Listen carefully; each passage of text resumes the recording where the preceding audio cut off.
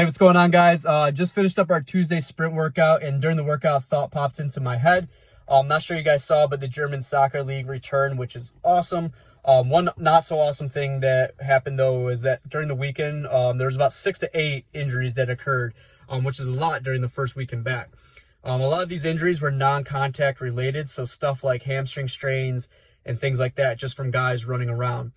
It made me think, if these are elite level athletes that have money, that have access to resources, training staff, sport medicine staff, nutrition, and things like that, and they're still getting hurt, why? Why is that? What is the reason for that? And sometimes it can come down to maybe they weren't training during their downtime. And I know there's a lot of cases of high school and college kids that just aren't training, or maybe B, maybe they were working out versus training. And there is a difference. Working out is fine and all.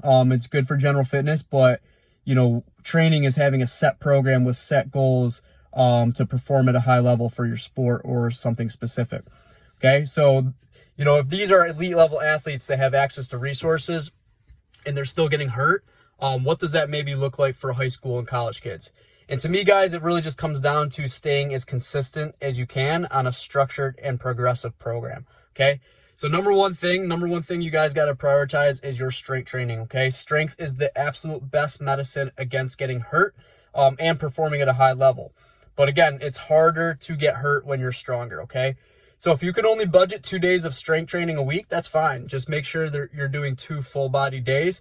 If you could swing 3 to 4, more power to you. It's programmed on your app. The second thing is jumping, landing, and sprinting. So essentially, you want to be producing power on a weekly basis, but also absorbing that power, working on landing and deceleration. And then for short sprints, just working on your acceleration. We still want to be able to train at high speeds and still want our hamstrings and all those muscles to fire on a weekly basis. So when we do it in sport, we don't get hurt. And then the last thing, guys, when it comes to conditioning, I know a lot of athletes are just going to be going out on long runs. And for team sport athletes, there's nothing wrong with that here and there.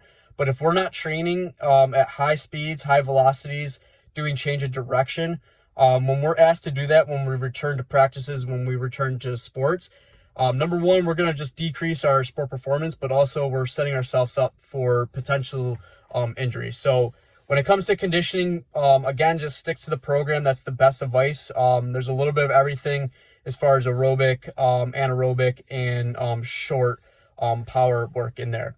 So again, guys, just be as consistent as you can with your training. And again, have the mindset that you're training, you're not working out.